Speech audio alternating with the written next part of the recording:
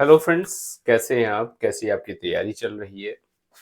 आज एक full length practice set आप लोगों के लिए है। Without wasting any time, let's start. तो मेरे साथ साथ नोटबुक पेन जरूर लेकर बैठिएगा, ताकि इन एमसीक्यूज को अपने आप लगाते चलिएगा। और जितने भी एमसीक्यूज हैं उन्हीं के साथ साथ जो भी एडिशनल इंफॉर्मेशन होगी उसको आपको मैं शेयर करता चलूंगा। तो चलिए फ्रेंड्स, लेट्स स्टार्ट। पहला क्वेश्चन बड़ा इजी सा है। और देखिए, क्वेश्चन यहाँ इजी, मॉडरेट, डिफिकल्ट हर तरह के हैं। ऐसा नहीं है कि डिफिकल्टी डिफिकल्ट हो या इजी इजी हो। John Milton was born in the year. कई बार आप जो इजी क्वेश्चंस होते हैं उनको भी एग्जाम में गलत कराते हैं, तो प्लीज उस तरह की गलती मत कीजिएगा, अदरवाइज आपका डबल लॉस होता है।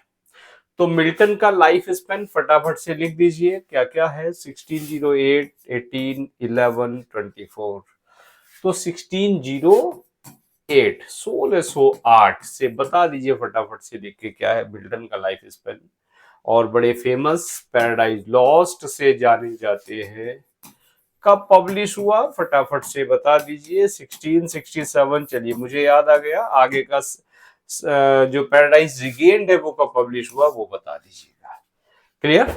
1608 आपका हो गया। नेक्स्ट क्वेश्चन देख लेते हैं। Shakespeare's Julius Caesar probably appeared about the year. और खास बात यह है कि जनरली जो शेक्सपियर के प्लेज हैं उनमें 1 ईयर का गैप आपको देखने को मिलता है। अकॉर्डिंग ऑथर टू ऑथर वो वेराई हो जाता है। किसी बुक में कुछ होता है, किसी बुक में कुछ होता है। अमूमन ऐसे क्वेश्चन आते नहीं है, लेकिन फिर भी जो शेक्सपियर के इंपॉर्टेंट प्लेज हैं उनसे पूछ लेता है वो कब अपीयर हुए। फिर 95, 99, 1603 एंड 1593। तो जूलियस सीजर की बात करें, रोमन प्ले में गिनती होती है विलियम शेक्सपियर के जूलियस सीजर की। इसी के साथ साथ कोरियोलेनस का नाम रोमन प्ले में लिया जाता है। और एंटोनी एंड क्लियोपेट्रा का नाम भी रोमन प्लेज में लिया जाता है। तो जूलियस सीजर आपका आया 1599, 1599। और कहीं कहीं 1600 भी दिया जाता है। लेकिन जब भी इस तरह का क्वेश्चन आएगा तो ऐसा नहीं होगा कि एक ऑप्शन में आपके पास 1599 आ जाए, दूसरे में 1600 आ जाए। क्लियर? अगर ऐसा हो जाता है तो फिर दोनों ही क्वेश्चन वो डिस्प्यूटेड हो जाएगा, दोनों आंसर आपके करेक्ट हो जाएंगे। समझ रहे ना? तो अमूमन ऐसा क्वेश्चन नहीं आएगा, लेकिन अगर ईयर पूछेगा तो वो गैप 1 ईयर का नहीं देगा ऑप्शन में, मोर देन 1 का आपको देगा। Next question, Ariel's to Shelley's Ariel to Miranda was inspired by Shakespeare's play। Shakespeare के किस प्ले से इंस्पायर्ड थे character Ariel Miranda? Definitely important सा क्वेश्चन है और बड़ा कॉमन सा क्वेश्चन है। Winter's tale, taming of the shrew, the merchant of Venice. तो बात यहां हो रही है, ये कैरेक्टर अगर है एरियल और मिरांडा, तो ये कहाँ है आपके द टेम्पेस्ट में है। कब आया? 1611 में आया है ना। 1610 भी मिल सकता है आपको, 1611 में आया। एंड अमूमन इसको विलियम शेक्सपियर का लास्ट प्ले जो है माना जाता है। प्रोस्पेरो जब अपना मैजिक वेंट को तोड़ देता है तो ये माना जाता है कि ये एक सिंबोलिज्म है, एक सिंबल है विलियम शेक्सपियर के, कि उन्होंने भी अब जो अपनी प्लेज है वो राइटिंग बंद कर दी है। Later on paradise lost was divided into books. Paradise lost को पहले लिखा गया था कितनी बुक्स में? 10 बुक्स में। लेकिन वर्जिल का एनीड चूंकि 12 बुक्स में था, तो उसको मॉडल मान के जॉन मिल्टन ने पैराडाइज लॉस्ट को भी बाद में 12 बुक्स में डिवाइड कर दिया। तो ऑप्शन सिंपल सा है, वेरी इजी क्वेश्चन। बड़े हलवा हलवा से क्वेश्चन कई बार पूछे जाते हैं एग्जाम में। Which work of Milton was addressed to parliament? Parliament को कौन सा वर्क जो है एड्रेस किया? Lycidas, Areopagitica, Comus and Paradise Regained. तो देखिए, अगर बात करें आपकी किसको, पार्लियामेंट को, तो पार्लियामेंट को एड्रेस किया इन्होंने, क्या? Areopagitica. Freedom of speech, and expression की एडवोकेसी ये वर्क करता है। क्लियर? एरोपैजिटी का। तो कब आया कमेंट करके बता दीजिएगा फटाफट से। In Othello who is a gulled gentleman in love with Desdemona, एक मूर्ख जेंटलमैन था, एक ऐसा मूर्ख था कि जिसको इयागो ने फंसा के रख रखा था, उससे पैसे की उगाई कर लेता था कि चल तेरी शादी मैं डेस्टिमोना से करा दूंगा। हालांकि उसको ये पता था कि डेस्टिमोना की शादी ऑलरेडी हो गई है मूर के साथ, ब्लैक मूर के साथ, लेकिन फिर भी वो गलीड था, फिर भी वो बहलावे में आ जाता था। Clear?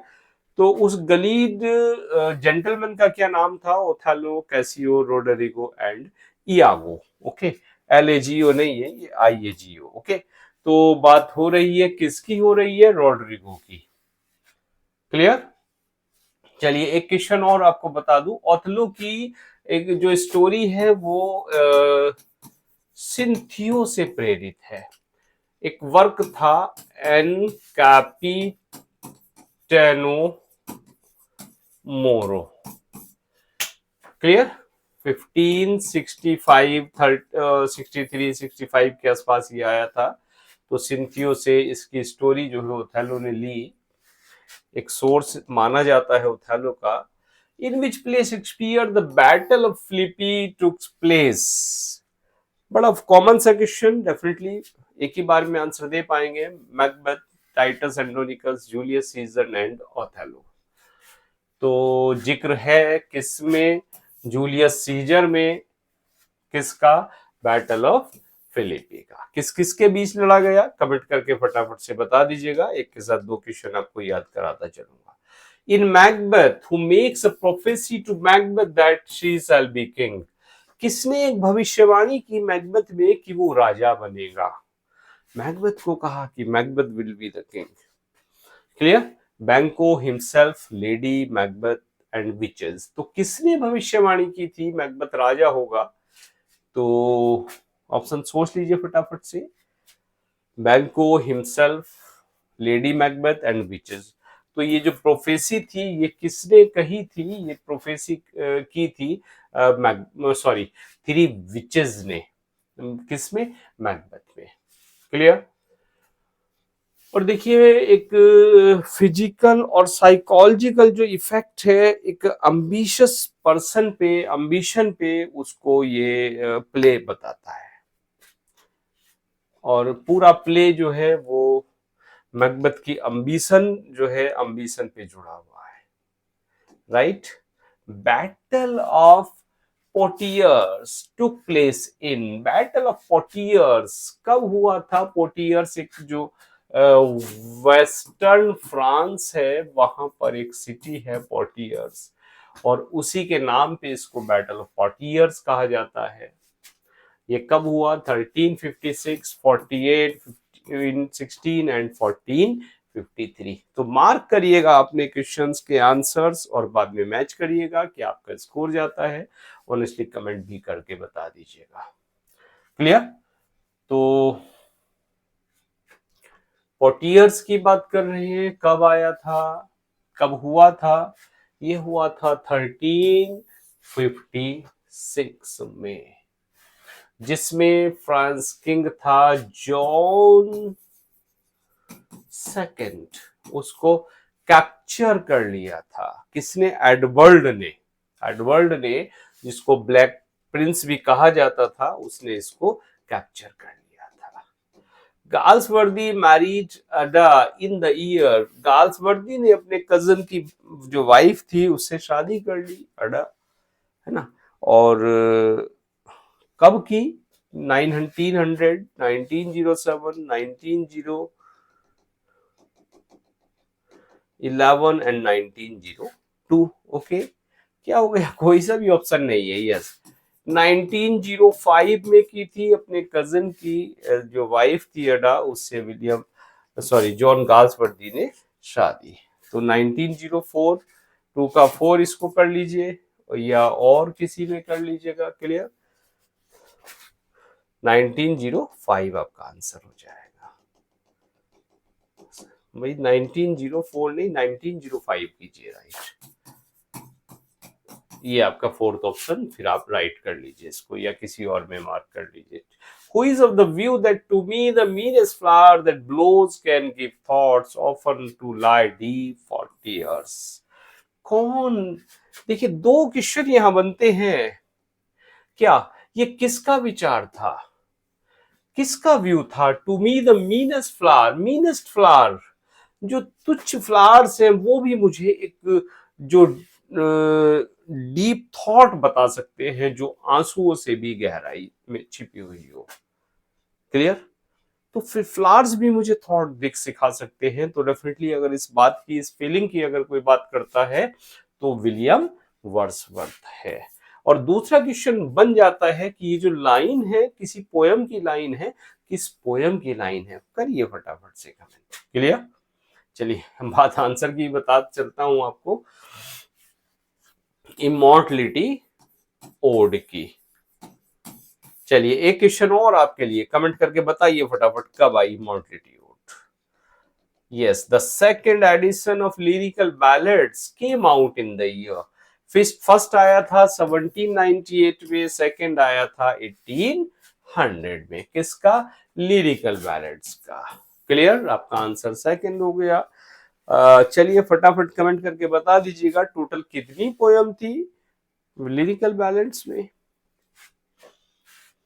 Yes, John Galsworthy's Fraternity came out in the year. Fraternity कब आया जॉन गाल्सवर्दी का? 4, 5, 9, 11 में।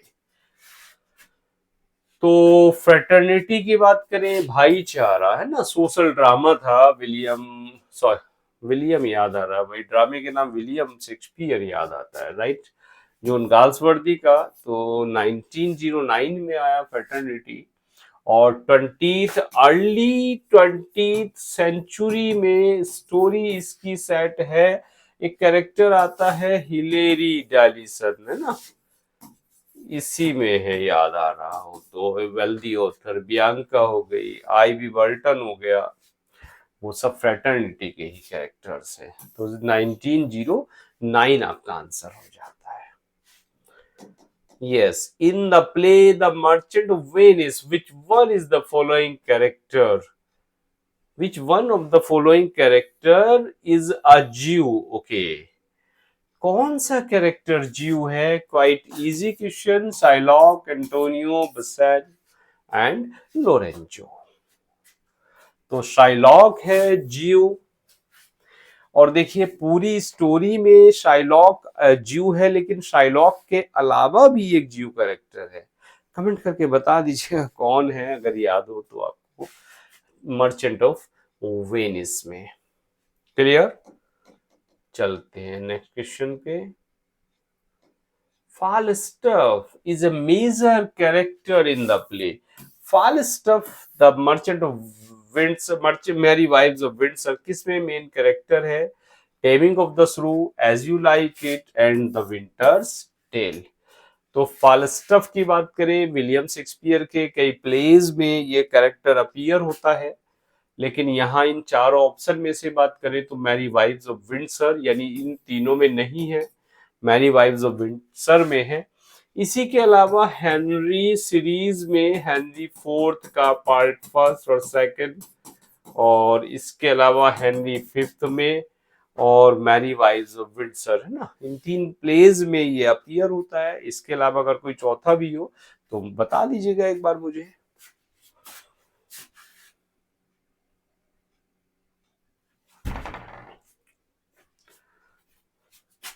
देख लेते हैं जरा next question. Could great man thunder is a monologue from which of the Shakespeare's play?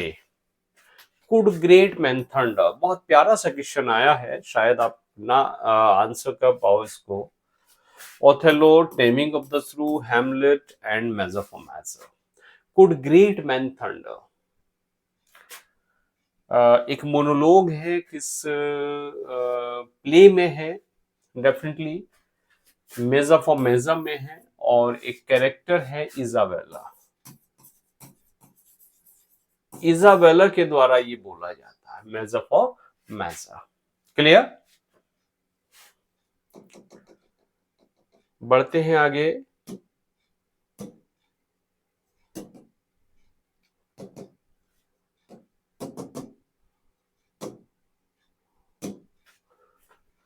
In which book of Wordsworth the prelude the following line appears? Okay, excellent and fair that rejoiced with me, with whom I too rejoiced, thought.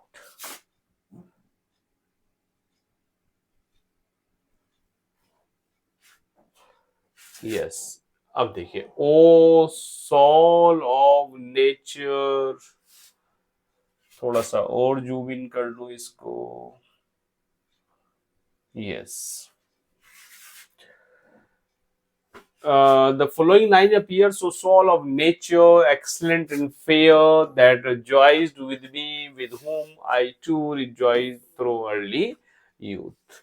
Line है first, fifth, fourth, ninth and twelfth. तो बात करें, ये autobiographical poem है आपकी, किसकी? William Wordsworth की। इसकी बुक नंबर 12 में ये लाइन ली गई है। क्लियर? और आई थी, पोस्थुमसली पब्लिश हुई 1850 में, 1850 में। पब्लिश किसने कराया, बता दीजिए कमेंट करके। चलिए, बहुत ज्यादा कमेंट करेंगे परेशान हो जाएंगे। The Puritan attack on Elizabeth took place in the year. Puritan ने अटैक किया एलिजाबेथ पे, तो वो कब किया? 1558, 69, 79 एंड 1590। तो फटाफट से स्पीड से हम क्वेश्चंस करते जा रहे हैं। देखिए, प्यूरिटन अटैक की बात करें तो 1579 में किया। इंग्लिश प्रोटेस्टेंट थे, विरोधी थे, प्रोटेस्टेंट थे। कौन? प्यूरिटन्स ने किया। और एक्चुअल में क्या चाहते थे प्यूरिटन्स? चाहते थे प्योरिटी ऑफ चर्च, कहीं ना कहीं वो चर्च का एक शुद्धिकरण चाहते थे, राइट? तो फिलहाल ईयर की बात करें अपने आंसर की, तो मार्क करिए फटाफट 1579 को।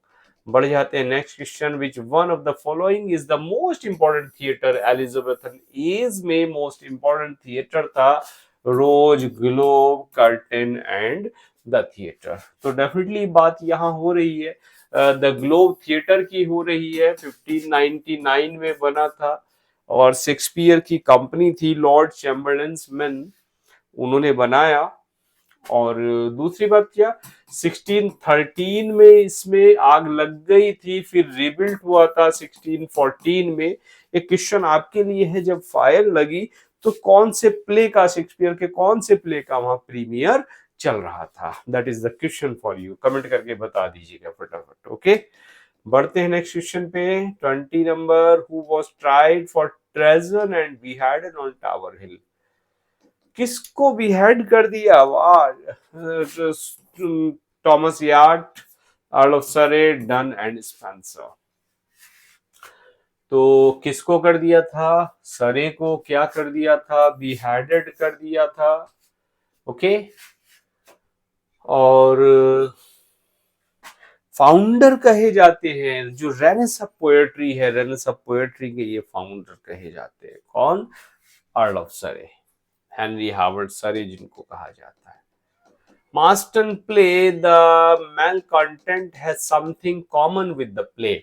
देखिए, मार्स्टन का नाम आया है, क्यों आया है? क्योंकि शेक्सपियर के इनमें से किसी प्ले से हो सकता है उसका सिमिलरिटी हो। Measure, Othello, Silent Woman and Cymbeline. तो किससे इसकी क्या है, मेलकॉन्टेंट की किससे सिमिलरिटी है, किस पे बेस्ड है? तो डेफिनेटली बात करें मेजर।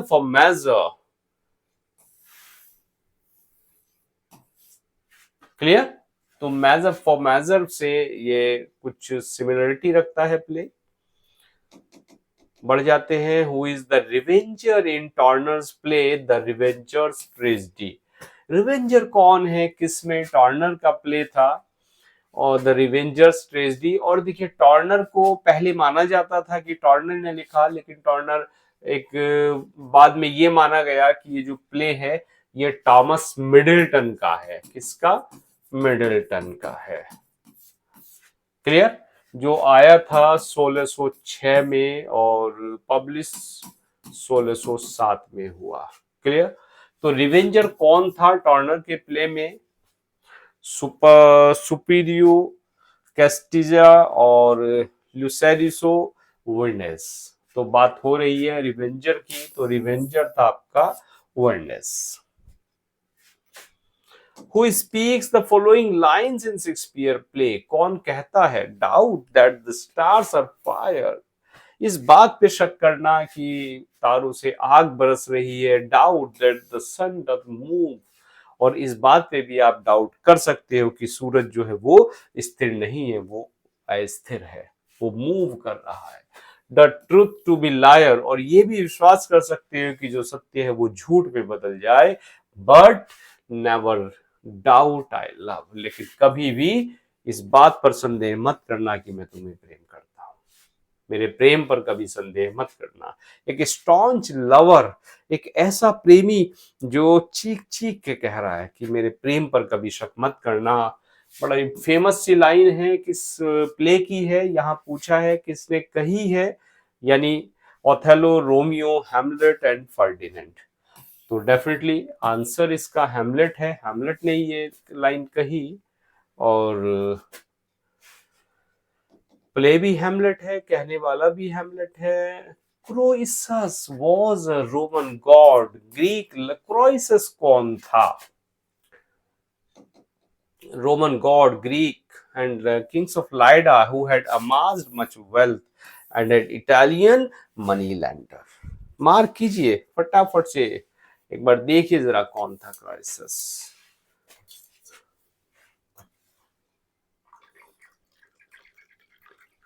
मैं थोड़ा सा पॉज ले लूं, जस्ट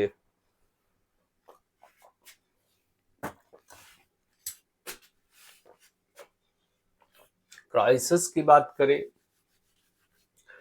तो किंग ऑफ लाइडा, जिसने बहुत सारा जो धन है वो इकट्ठा कर रखा है।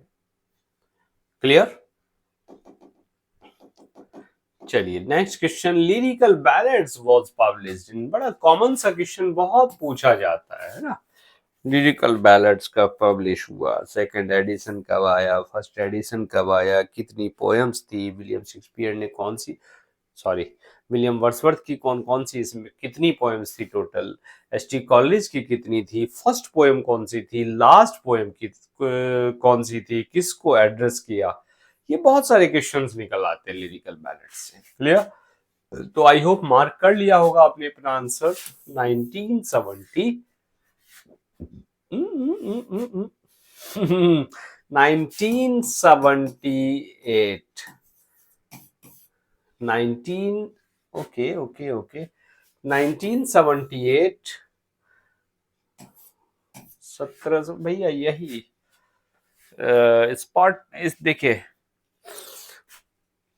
बात आती है। सब कहते हैं सर आपके प्रैक्टिस सेट में बहुत सारी गलतियां, ये मेरा प्रैक्टिस सेट नहीं है, मुझे लगा इंपॉर्टेंट से क्वेश्चन दिखे चलो आपको करा दूं मैं, है ना। यहाँ भी स्पॉटिंग, यहाँ भी देखिए आपको एरर्स दिख रही है, तो 1-2% तो सब जगह रहती ही है। कोई बात नहीं, अब खड़ा हुआ हूं तो रेक्टिफाई भी करूंगा। 1798 में आया, राइट। तो कर लीजिए जहां आपको मार्क करना हो सही।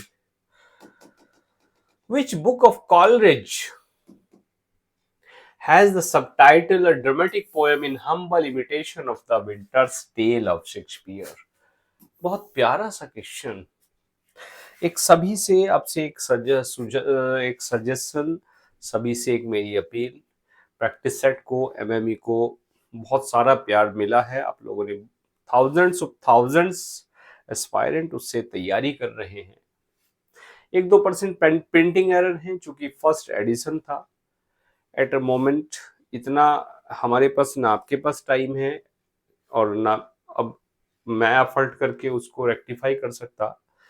तो आप लोगों ने, अगर आपको लगता है आपने जेन्युइनली उसको किया है, आपको लगता है कि हाँ मैं कर चुका हूँ, इस पेज पे मुझे ये करेक्शन मैंने मार्क कर लिया, या इस क्वेश्चन ये गलत था मैंने कंफर्म करके इसको देख लिया, इसका सही आंसर ये है और उसमें गलत है, तो मेरी सबसे अपील है जिसको भी कहीं किसी पेज पे रेक्टिफिकेशन हो, 1 2 3 4 पेज जहां भी आपको लगता है, एक उसका फोटो क्लिक कीजिए और चैनल का जो व्हाट्सएप नंबर है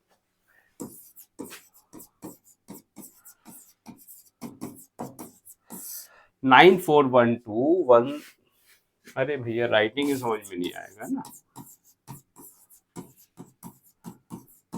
यस, इस नंबर पे आप प्लीज उसको व्हाट्सएप कर दीजिएगा और उसके बाद जितने करेक्शंस मेरे पास आएंगे, देखिए टीम वर्क से जो काम मैं शायद महीनों में कर पाऊं वो काम हम 2-4 मिनट में कर सकते हैं। इतनी बड़ी हमारी फैमिली है और ये इस फैमिली की पावर है कि हम इजीली किसी भी काम को कर सकते हैं।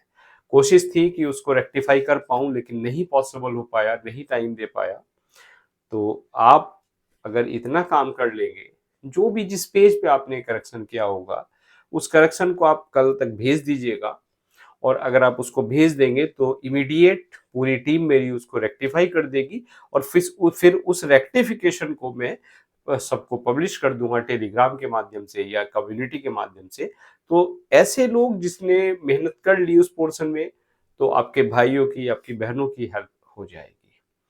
तो इतनी मेरी सभी से अपील है, इस पे थोड़ा सा अगर आप कर सके तो यू यू शुड ट्राई। तो कॉलेज की कौन सा वर्क था subtitle a dramatic poem in humble imitation of the Winter's Tale? अच्छा क्वेश्चन है। Biographia autumn Zapolya Zapolya and to Asra. Winter's Tale अगर बात करें तो कॉलेज का एक वर्क क्या, जेपोलाइटा। और जेपोलाइटा भी क्या, जेपोलाया, ये टी ए नहीं है, जेपोला। जेपोला एक वर्क था किसका, कॉलेज का। वो कहीं ना कहीं उसका सबटाइटल ये दे रखा था, in the imitation of the Winter's Tale of Shakespeare. Clear. और एक वर्स प्ले था, आप कहिए सिंपल सी बात और बता दूं आपको, वर्स प्ले था और 2 पार्ट्स में था। 1815 और 1816 में आया।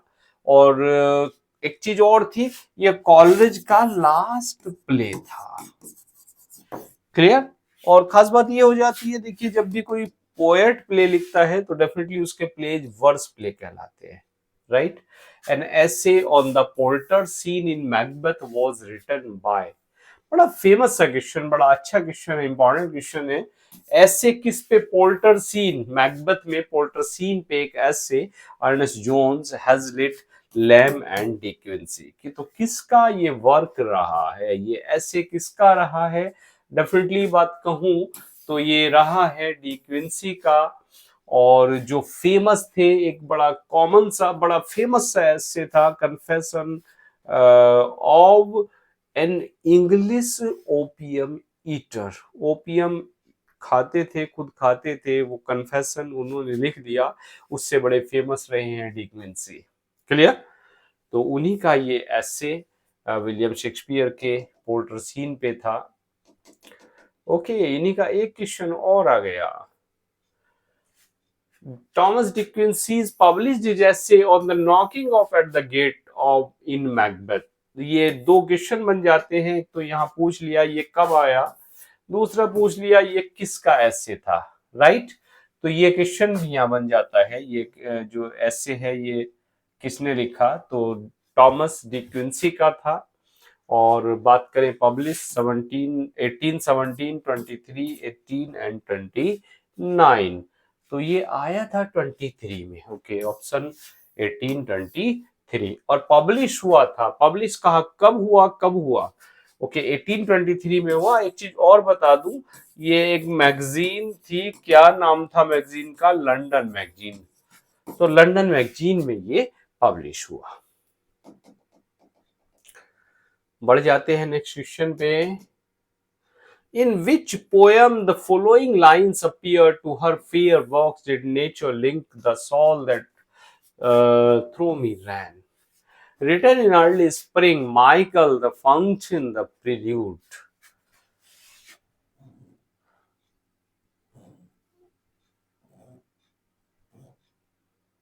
Yes.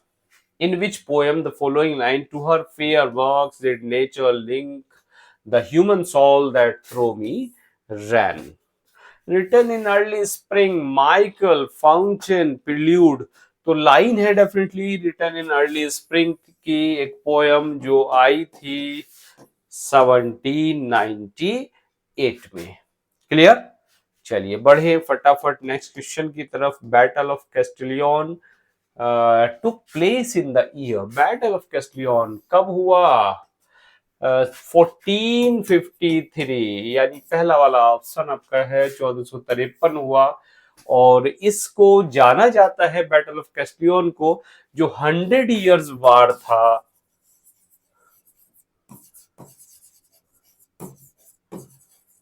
उसके एक उस फेनोमेना का, उस वार का, 100 ईयर वार का एक एंड था। किससे? इस बैटल ऑफ कैस्टिलियन से। तो एक क्वेश्चन आपके लिए बन जाता है, 100 ईयर वार कब से कब तक रहा? फटाफट से मार्क करके कमेंट करके बता दीजिएगा। ओके, क्वेश्चन आगे कुछ ग्रामर के। Find the blanks to fill the blanks to complete the following sentences by choosing the appropriate word from the among given option. The teacher must the unique style of learner in order to knowledge to it to the desired। देखिए जरा क्या भरे, the teacher must advocate, perpetuate, appreciate, absorb the unique style of learner. Teacher क्या करे? Advocate करे, या perpetuate करे, या अप्रिसिएट करे, या एब्जॉर्ब करे, क्या करे? In order to knowledge, in order to direct, develop, focus, maintain. तो क्या कर रहा है? Style of learner in order to knowledge, knowledge पर क्या करे? तो फोकस। देखिए फोकस का सेंस बैठ रहा है, आप जरा सेट करके देख लीजिए इसको। The teacher must appreciate the unique style of learner in order to focus knowledge it to the desired. Teacher को क्या करना चाहिए? Teacher definitely yes,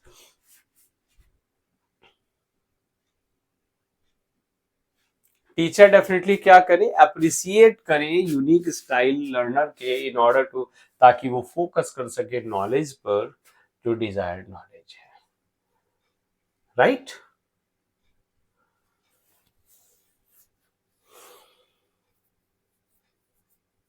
in order to focus it to the knowledge. Okay, focus it to the knowledge, इसको knowledge को पीछे लेके जाइए। Printing error है यहाँ पर भी। तो आंसर कहाँ आ गया? यहाँ आ गया। पता कैसे लगा? आपका जो सेंटेंस का सेंस है फिल करने के बाद वो सेंस आपका बताएगा कि सेंटेंस में क्या यहाँ ऑप्शन आपको फिल करना है। Otherwise there is no rule. Not at all, not all countries benefit from liberalization. The benefits tend to the first to the advantaged and those with the right education to be able to benefit from the opportunities presented. Not all the countries benefit from liberalization. Liberalization से benefit equally, okay, benefit richly थोड़ी देंगे, okay, suitably, uniformly, suitably, suitable तरीके से लेंगे नहीं। All कह रहा सारे कंट्रीज, तो ये इक्वली नहीं ले सकते या यूनिफॉर्मली, बल्कि इक्वली की यह बात कर रहा है। फिर ये कह रहा कि सारे कंट्रीज, लिबरलाइजेशन अगर हो गया तो उससे सारे कंट्रीज बराबर फायदा नहीं उठा सकते। किसी भी चीज से सब बराबर फायदा कहाँ उठा पाते हैं? राइट? तो डेफिनेटली बात किसकी? अब यहाँ तो इक्वली की हो गई है। यहां देख लीजिए, the benefit tends to generate first to the advantage. ठीक है, ठीक है, ठीक है, बिल्कुल ओके। फर्स्ट वाला आंसर आप मार्क कर दीजिए। बिल्कुल दोनों ऑप्शन सही बैठ रहे हैं। अगर एक भी गड़बड़ होता तो फिर आपको दूसरा ऑप्शन कोई चुनना पड़ता। He has a sense of words. Therefore, the sentence he construct are always with rich meaning. he had profound sense of words, okay, या distinguished sense of words, या terrific sense of words, या outstanding sense of words. He has outstanding sense of words, therefore the sentence he construct are always consistent with rich meaning. Consistent with rich meaning, okay. Outstand terrific तो नहीं बैठ रहा है, distinguish ये अब देखिए profound पे आइए या आउटस्टैंडिंग पे आइए, फिर क्या सेंस दे रहा, ही हैज प्रोफाउंड सेंस, जो वर्ड्स हैं वर्ड्स का जो सेंस है उसको profound sense of words, okay profound बैठ रहा है भैया, बिल्कुल सेट बैठ रहा है, he has profound sense of words, therefore the sentence he construct are always with rich, pregnant with rich meaning, ठीक है प्रेग्नेंट आ सकता है, हालांकि लोडेड अगर यहाँ होता या loaded with rich meaning, pregnant ही सही है, तो इस फर्स्ट वाले फोर्थ की फर्स्ट ऑप्शन को मार्क कीजिए आप, कंसिस्टेंट विद, कंसिस्टेंट थोड़ी है रिच मीनिंग से, नहीं। बढ़ते हैं नेक्स्ट क्वेश्चन पे, he was an musician, had ever been awarded the George Medal during the Second World War and with the title of Rai Bahadur. He was an outstanding musician. Okay, ठीक है भैया, outstanding पढ़ लेते हैं. Underestimated musician has been, अब awarded हो गया तो underestimated थोड़ी हो गया. Accomplished भी नहीं है, impressive का भी कोई मतलब नहीं है. फिर आप कहाँ ये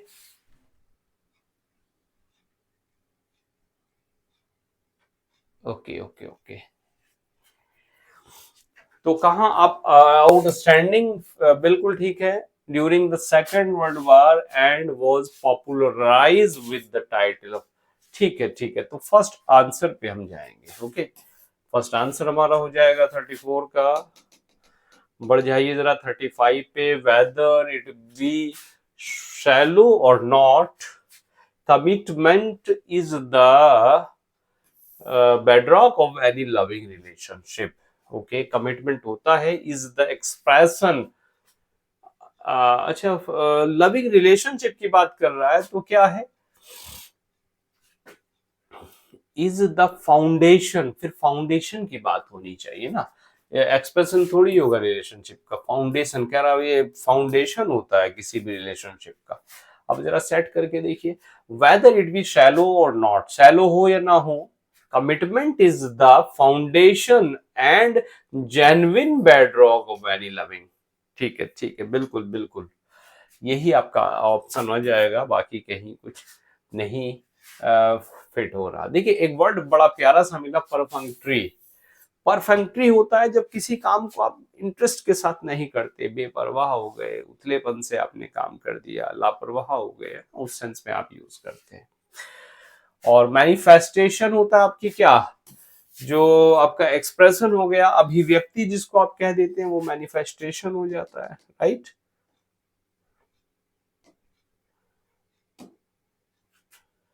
36 to 40 लेंदी हो रहा होगा, देखिए 11 बजने वाले हैं रात के, आपका लेक्चर रिकॉर्ड हो रहा है, फ्रीक्वेंसी नहीं आ पा रही है, बार बार कोशिश करता हूँ कि आपको एग्जाम नज़दीक है, बहुत ज़्यादा लेक्चर दिए जाए, लेकिन बिजी होने के कारण फ्रीक्वेंसी नहीं हो पा रही, रूटीन नहीं कर पा रहा हूँ।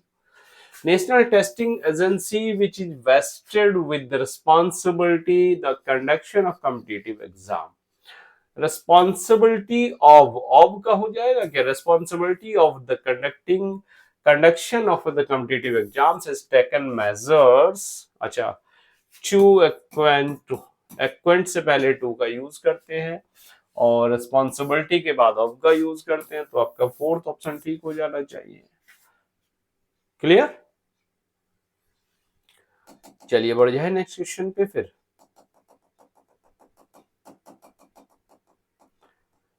The Madras High Court ruled not to give negative marks, wrong answers. Negative marks, two wrong answers, for, by या for.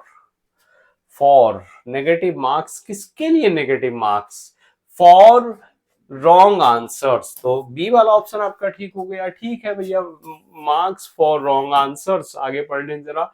And directed the CBSE to communicate the order, communicate the order at the national testing agency। नहीं नहीं नहीं, order to communicate the order to the national testing agency।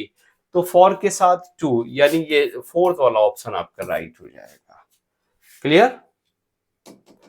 बढ़ जाते हैं next question पे। NATO NATO aims to promote democratic values and enables members to consult and cooperate defence. Cooperate on defence, cooperate for defence. Cooperate on लगाइए या for लगाइए, देखिए फटाफट से। Cooperate on defence, for defence नहीं आएगा, on आएगा। यानी ये या ये, इन दोनों में से ऑप्शन आपका कोई सही होगा। Cooperate on defence and security related issues to solve problems, build trust and for the long run। no no no, for नहीं, and in the long run prevent conflict। Okay, आपका आंसर हो जाएगा। First नहीं, third आपका answer हो जाएगा। बढ़ जाए जरा आगे नेक्स्ट क्वेश्चन पे। The voter verification and information programme VVPAT was launched, the election commission launched by across on during। तो कोई चीज लॉन्च हो रही है तो फिर डेफिनेटली बाय का यहाँ यूज होना चाहिए, है ना। Launch by the election commission during the 2 days intensive training come workshop on the use of information and communication technology, the conduct of general election। किसके लिए? for the conduct of general election। तो अब आपका answer हो जाता है second. चलिए, building on the positive momentum of the International Year of Pulses, the UN General Assembly passed the resolution celebrate, resolution to celebrate। कि टू का use कर देना। resolution to celebrate 10th February as World Pulse Day to keep the positive momentum surrounding these healthy, nutritious, protein-rich, nitrogen-fixing legumes alive। The FAO's successful 2016 International Year of Pulses campaign। Nitrogen fixing legume alive after the. Okay, ठीक है भाई, second option आपका correct हो जाता है। तो 40 MCQs आपने किए। पूरा क्वेश्चन पेपर तो लेंदी हो जाएगा, बहुत लेंदी वीडियो हो जाएगा, शायद देख ना पाओ, समझ ना पाओ। चलिए, तो 40 एमसीक्यूज यहाँ की आपने। इसमें कितना स्कोर रहा कमेंट करके बता दीजिए फटाफट। आगे कोशिश करेंगे नेक्स्ट में कंप्लीट कर लें इसको। नेक्स्ट लेक्चर में तैयारी कैसी चल रही है, नहीं चल रही है, क्या चल रहा है, क्या और डिमांड है, क्या लगता है आपको कि कौन सा पोर्शन वीक है, एक बार कमेंट करके बता दीजिएगा। और हाँ, जो मैंने अपील की है उसका जरूर ध्यान रखिएगा। आपका एबीवी प्रैक्टिस सेट, उसमें आपका जो करेक्शंस आपने किए हैं, जहां आपको लगता है हाँ मुझे यहाँ ये एरर थी, मैंने इसको, तो बस 1 मिनट आपकी लगेगी, लेकिन आपके भाइयों, आपके बहनों की सबका वो रेक्टिफिकेशन हो जाएगा। एक बहुत बड़ा वर्क जो है, टीम वर्क से बहुत बड़ा जो टास्क है वो हमारा अकम्प्लिश्ड हो जाएगा। तो चलिए फ्रेंड्स, हाँ, अभी तक अगर million minds English app download नहीं किया उसको जरूर डाउनलोड कर लीजिएगा। वहाँ बहुत सारे बूस्टर्स आपके लिए हैं। Now thanks for watching this video.